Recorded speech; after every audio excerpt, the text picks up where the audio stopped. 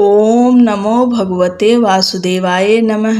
राधे राधे दोस्तों, आज हम सब योगिनी एकादशी व्रत कथा का श्रवण करेंगे। इस बार की योगिनी एकादशी त्रिपुष्कर योग और सर्वार्थ सिद्धि योग में है। ये दोनों ही शुभ योग माने जाते हैं। त्रिपुष्कर योग में आप जो भी कार्य करेंगे उसका 3 गुना फल प्राप्त होगा। वहीं सर्वार्थ सिद्धि योग में किए गए कार्य के सफल सिद्ध होने की उम्मीद अधिक होती है।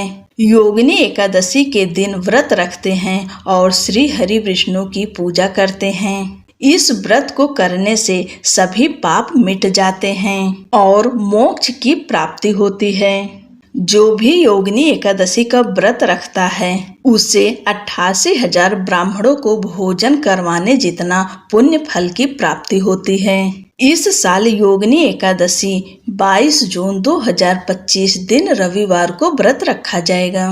भगवान गणेश और लक्ष्मी नारायण का ध्यान करते हुए कथा का श्रवण करते हैं और आप सबसे अनुरोध है कि कथा को पूर्ण रूप से सुनिएगा। आधा अधूरा सुनने से दोष लगता है, इसलिए आज के दिन कथा जरूर सुनिए, आपको पुण्य फल की प्राप्ति होगी। महाभारत काल की बात है कि एक बार धर्मराज युधिष्ठिर ने भगवान श्री कृष्ण से कहा, हे त्रिलोकीनाथ, मैंने ज्येष्ठ माह के शुक्ल पक्ष की निर्जला एकादशी की कथा सुनी।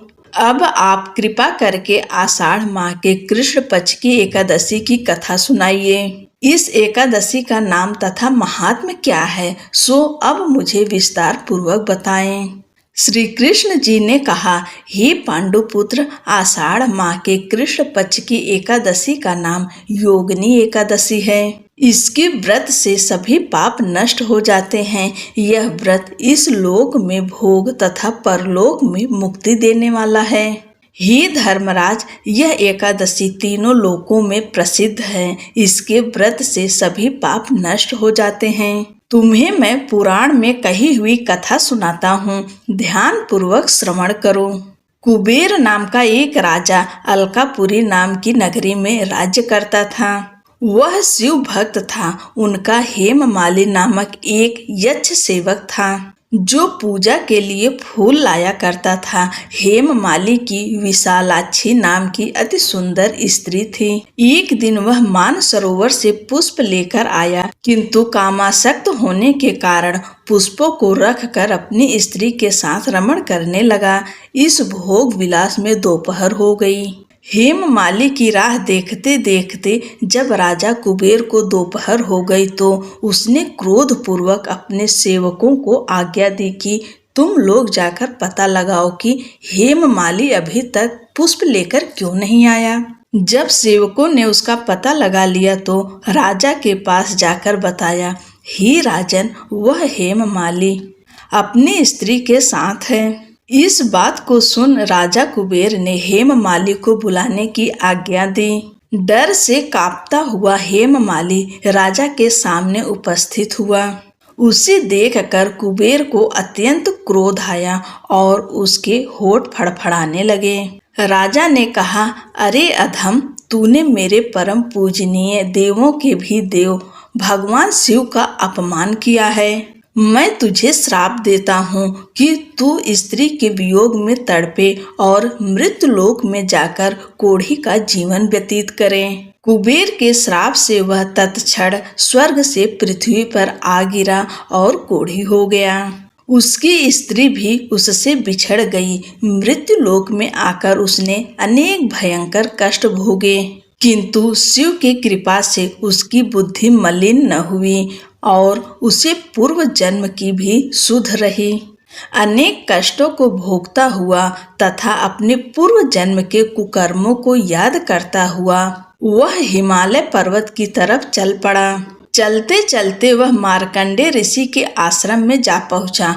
वह ऋषि अत्यंत वृद्ध तपस्वी थे। वह दूसरे ब्रह्मा के समान प्रतीत हो रहे थे और उनका वह आश्रम ब्रह्मा की सभा के समान शोभा दे रहा था। ऋषि को देखकर हेममाली वहां गया और उन्हें प्रणाम करके उनके चरणों में गिर पड़ा। हेममाली को देखकर मार्कंडे ऋषि ने कहा, तूने कौन से निकृष्ट कर्म किए हैं जिससे तू कोढ़ी हुआ और भयानक कष्ट भोग रहा है। महर्षि की बात सुनकर हेममाली बोला, हे मुनि श्रेष्ठ, मैं राजा कुबेर का अनुचर था। मेरा नाम हेममाली है। मैं प्रतिदिन मानसरोवर से फूल लाकर शिव पूजा के समय कुबेर को दिया करता था। एक दिन पत्नी के सुख में फंस जाने के कारण मुझे समय का ज्ञान नहीं रहा और दोपहर तक पुष्प न पहुंचा सका। तब उन्होंने मुझे श्राप दे दिया, तू अपनी स्त्री का वियोग और मृत्युलोक में जाकर कोढ़ी बनकर दुख भोग।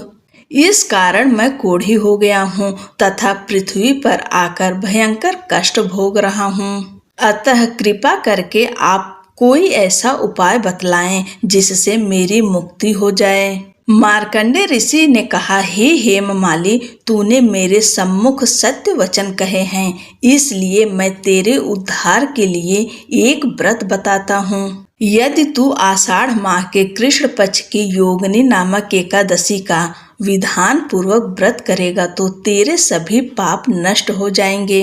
महर्षि के वचन सुन हेममाली अति प्रसन्न हुआ और उनके वचनों के अनुसार योगिनी एकादशी का विधान पूर्वक व्रत का पालन किया। इस व्रत के प्रभाव से अपने पुराने स्वरूप में आ गया और अपनी स्त्री के साथ सुख पूर्वक रहने लगा।